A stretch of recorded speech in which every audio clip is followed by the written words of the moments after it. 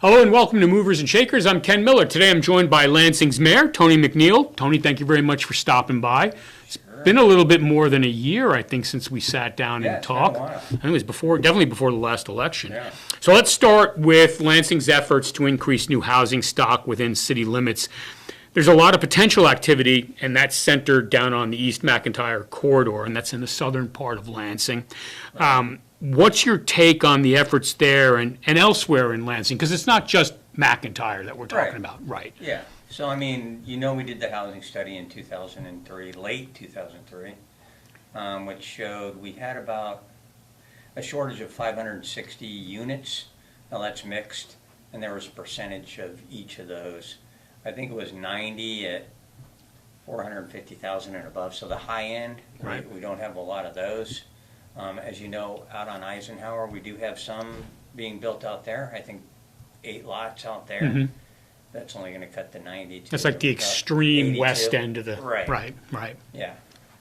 So we're going to continue to have a shortage in that area. Between the mid and kind of mid-high range, we were short about 240 units. I think the council just voted positive, for the RHID that's going out in McIntyre. Riverbend, right? And Riverbend Heights is like 406 homes, but probably would be from that mid to mid-high range. Mm-hmm. So I think they're going to have a mix, some with basements, a little bigger, but really kind of meeting the mid-range housing market. So to me, that's like plus 160. You know what I mean? It's kind of like, okay, well, we went over what we needed in that range. So that could still be vetoed by the school board and the county. Right. So it's not a done deal yet. But we do have other RHID projects on the works, especially over there off DeSoto and Eisenhower. So we got some things in the hopper, kind of like less homes being built in those areas. But between that project, the multifamily that we just did on West Mary, and then some of the rezoning we did out at McIntyre, mm-hmm. we're pretty much going to solve the housing, what I would call crisis. In Lansing, mm-hmm. 6 homes in 10 years. Over the next couple of years, would you say that's going to be? Well, if you look at the one that we just approved, they're talking 33 yeah, as I a think finish. It's over 7 years. So, it's a 7-year right. Project, so it's not going to be instant. I think sometime in November, the apartments on West Mary should be done. Right. And like I said, we have a couple in the Planning Commission right now for some other areas that we're building homes in. So, I think the market's looking good for building. I think, as Tim stated back in the last meeting, we might want to put a moratorium on the RHID program because we just got floods of developers wanting to do RHID. Right. For good reasons. Sure. They do accept all the risk up front, but they get paid back over time. But then that's kind of, I wouldn't call it a loss in property taxes because if you don't have the homes, there's no property taxes to begin with. So, but it is deferred. But we can structure that in any way we'd like. I think you probably saw that on this last RHID where we structured it so in year 16, 17, 18, the taxes start coming in a higher percentage kind of as it gradually goes down. So I think we're trying to solve it. And I think we may have went a little over on the mid, but that was for over the next 7 years. Mm-hmm. That study kind of showing. So over the next 7 years, we're probably meeting the mark, I think, on that. And I think it's important to reiterate what you said a couple of minutes ago. Really, none of this is a done deal yet. These are all in the hopper, but we don't have heavy equipment moving out to McIntyre anytime soon, at least it appears. Yeah. Okay, just a point of clarification also, we're recording this towards the end of July, so there are things coming up in August that you guys are going to deal with, and depending on when you see this video, that's something to keep in mind as well, that this is an ongoing situation. Speaking of August, We are in the home stretch as a city of building and approving the 2026 city budget, and that should be finalized in August. So talk a little bit about some of the highlights as you see them. And again, it hasn't been voted on by the city council Right. at this point, but I think most of the construction of that budget has been completed. Yeah, I mean, so we've been working the budget now for, a couple months. Beth and Tim do a pretty good job on that. I think, if you want to think what's flashy in the budget, there's really nothing. Right. Other than the comprehensive plan. So we are going to update the comprehensive plan or do a new comprehensive plan. Ours currently ends or goes out to 2030, I'm sorry. The next one would go out another 30 years. So we're trying to, go as far out as we can. So I think it's going to be a brand new one. We're probably going to take what we have in the current one. We'll get as much input from the community as possible. As you know, we have committees and Right. citizens can join those committees for the comprehensive plan. So that's probably the biggest one. I mean, honestly, in the budget, we've tried to keep the budget as low as possible. So facilities upgrades, maintaining the roads, paying our personnel. I mean, so not a lot of flashy stuff in the budget. We're trying to keep the budget as low as possible. Right now, I think the recommendation is to go flat. Revenue neutral is, something that the state has kind of put on the cities and the county. If you do not go revenue neutral, you have to have an open hearing. Mhm. We had that. We do not plan to go revenue neutral. I mean, that's just what it does is eat your reserve Right. basically every year, because it makes you, go on your budget from last year. Well, you can't maintain the city on a budget from last year. Yeah, based on Because inflation, everything goes right, up, based on right? inflation, So, yeah. I mean, what we try to do is take inflation times revenue neutral, add that to it, Right. and come up. So we did that, plus we had to add the comprehensive plan onto that. So we think keeping the mill levy flat, which means we're not changing it, will provide us enough money for the comprehensive plan and the CPI. Because of home valuations going up a little bit. Right. Okay. Yeah. Okay. All right. Something that we've read a lot about, whatever your media of choice is, newspaper, television, online, wherever you get your news. But it appears likely that federal financial support for local governments may potentially cost Lansing down the line. How do we best prepare? And I think your discussion of how we built the budget kind of plays into this too. But how do we, to the best of our ability, prepare for potential reductions in financial support? So, I mean, really, where you get the federal funding is pushed through the state. Typically, where we leverage funding is KDOT. So they'll push for infrastructure. And the big infrastructure projects that we try to influence, for example, K5, that got approved last time. So they're hoping to straighten out K5 to 435. But as a state, I mean, I looked that up a couple of weeks ago, and as a state, Kansas is really like number 43 in the list of reliancy on the federal government. And that's mainly on the west side for farming and big water projects, because as you know, they have a water Right. shortage on that side of the state.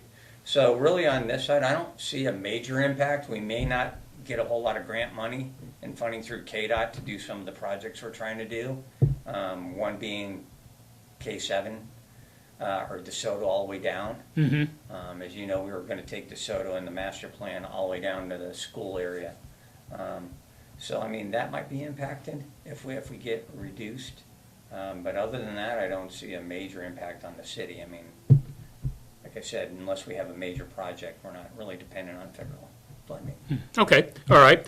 A little lighter, but earlier this summer, I know that you had the honor of opening our new Lansing Aquatic Center. In fact, I heard you jumped in and climbed the wall that's out there, the climbing wall in the pool.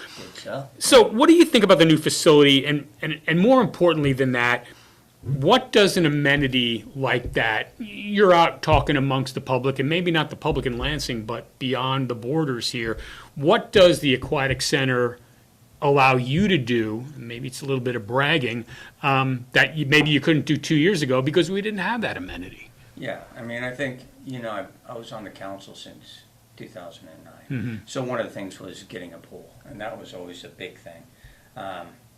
And my recommendation at that time was put it to a vote. I mean, let's get it to a vote. And we didn't get it to a vote until I became mayor, and we finally got it to a vote.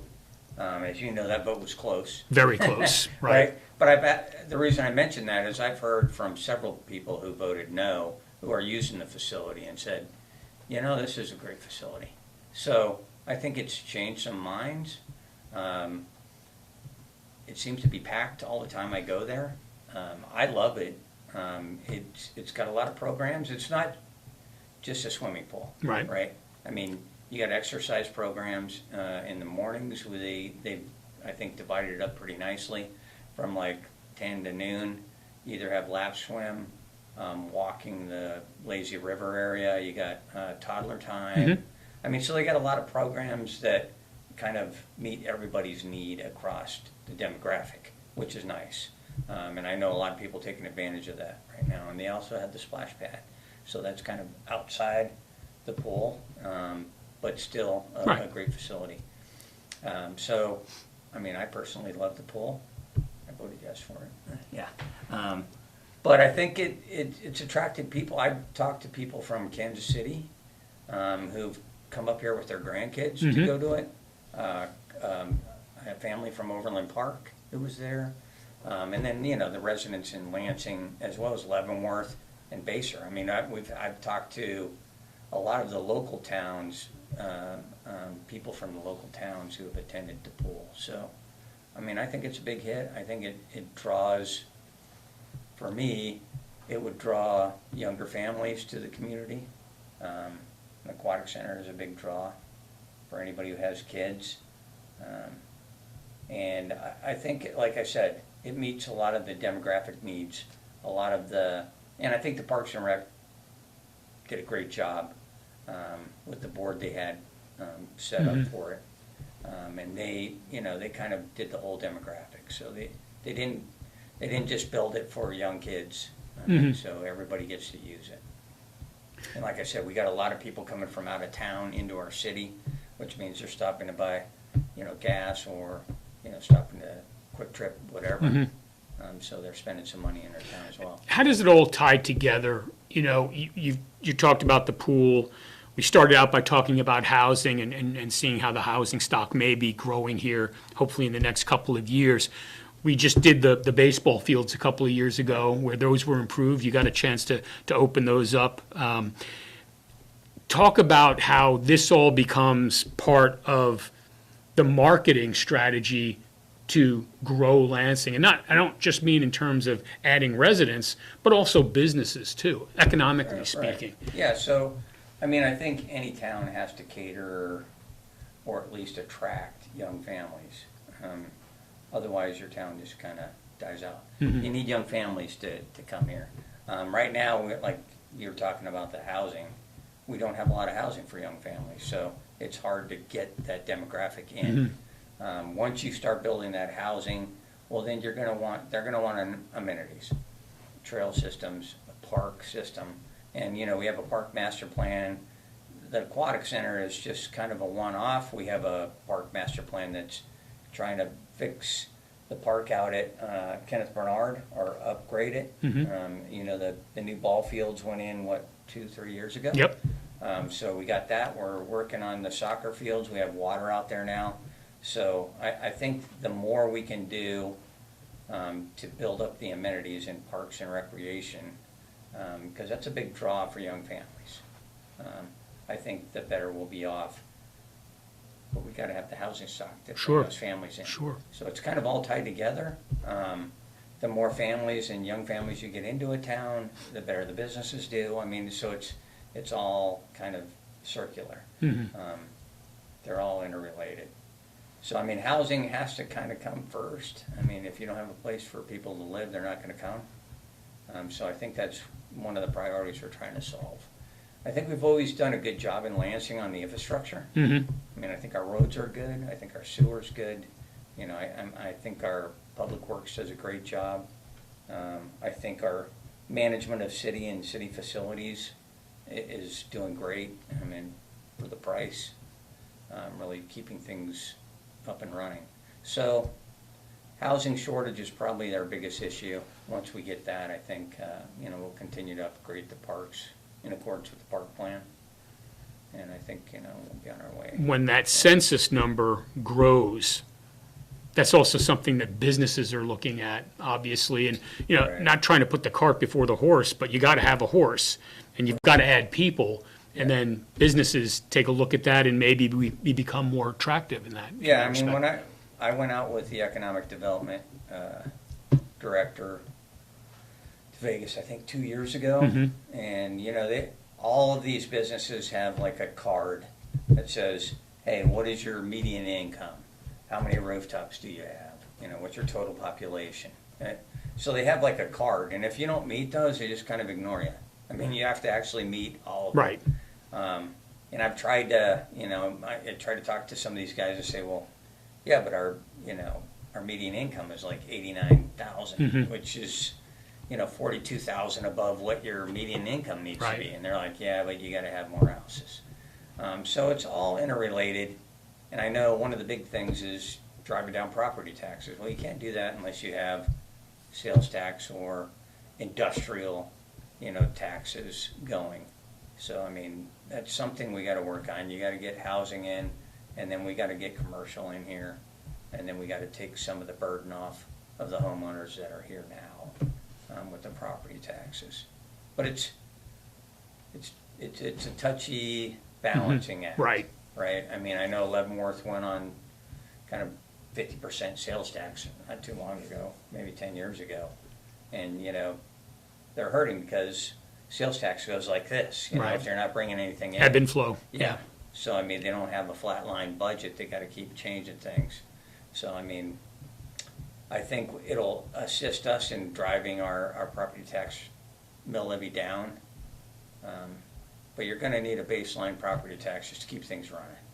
I mean, that's the bottom line. I mean, I pay taxes just like everybody else. Well, I don't like it. And what I'm hearing is it's always a numbers game. It's always about the data, whether it's how many people or how far you are away from X, Y, Z. I think you've made that point a couple of times here that we need growth in several areas Right. to get when you go to Vegas so that you can fill out that card and it has a more acceptable. Right. Yeah. Yeah. I mean, and we typically include Leavenworth and this whole area and say it's like 80K.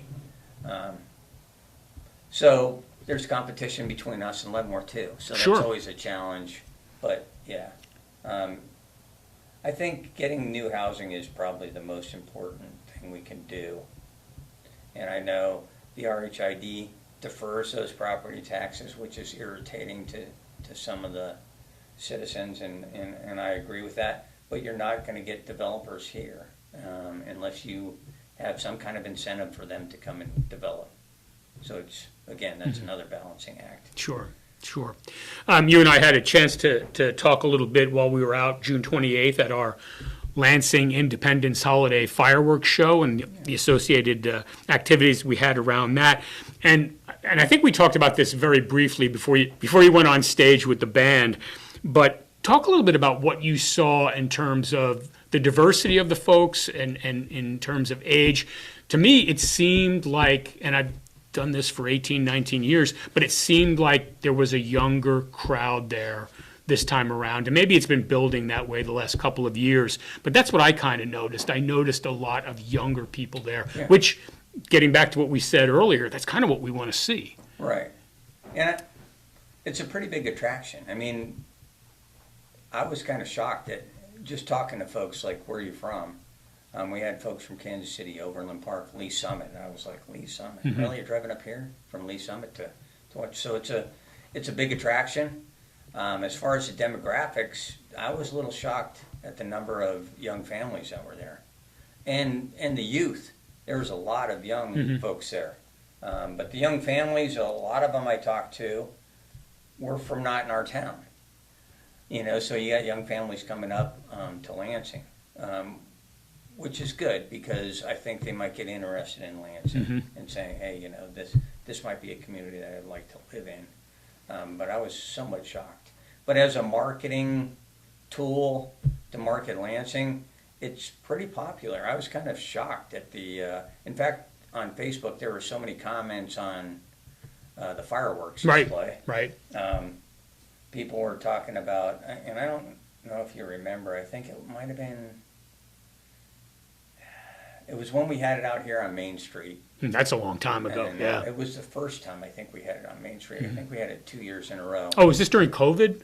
I think so. Yeah, right okay, after okay, COVID. okay. So it was in Main Street here, and I want to say that they did a program that was kind of did like from World War I to World War II, all the way up through. It was kind of a military history about our independence. It was pretty good. And I mean, I had like 6, 7 people on Facebook saying they'd like to see something like that again. So I mean, I was like, really? So, the citizens are interested in it, and they get into it. I love the fire department out there. Yeah. Spraying everybody down. Yeah. That was great. And a lot of kids out there having fun in the water. So, I mean, it's a good, right now we don't have a, quote, what I would call town center where we can get the community together to do things. So any events we have, whether it's the Fall Festival or Independence Day, where we can get the community together, I think it's great. And I'm hoping in town center we can get something like that. Are there things, let me put you on the spot a little bit. Yeah. And I know you can't necessarily mention specifics. Right. But, rumor is that there are things starting to pop over there. Can you? Yeah, so we do have at least it passed the planning commission, right? So you can mention it. It is a big box, retail, several big box retail in just, I guess it would be east of the apartments there. So on the north side. On the north side of town on the center. south side, we just sold another 3 acres to KCC. We're working on some other developments. A couple of the pad sites are part of that development that's in the north that are on the southern part. So I think we only have like one area that we haven't sold in town center. So it's going to fill up here, I would say, from 26, 27 time frame. It's going to happen fast. So, I mean, we're ready for it, I think. We've been needing that kind of, in addition, sales tax to drive that. Sure. And again, hopefully, over time, that will help reduce our property tax. It was the goal. I mean, I know most of the people listening to this would probably say, what are you doing about my property taxes? But it's all kind of tied together. So you have to kind of build it up before you can start reducing property taxes. So that's our hope. You've been mayor now, I think you're going into your 6th year, Yes. correct? Okay. So what would you say over the last 6 years, how has the city changed? And if so, how has it changed? And it may be incremental change. We know it hasn't changed in a huge way. But, as you observe it from the big chair, what would you say has been Lansing's quotient for change over the last few years? So, I mean, I think from the time I was on the council, carrying into being the mayor, is building infrastructure. So nothing comes without infrastructure.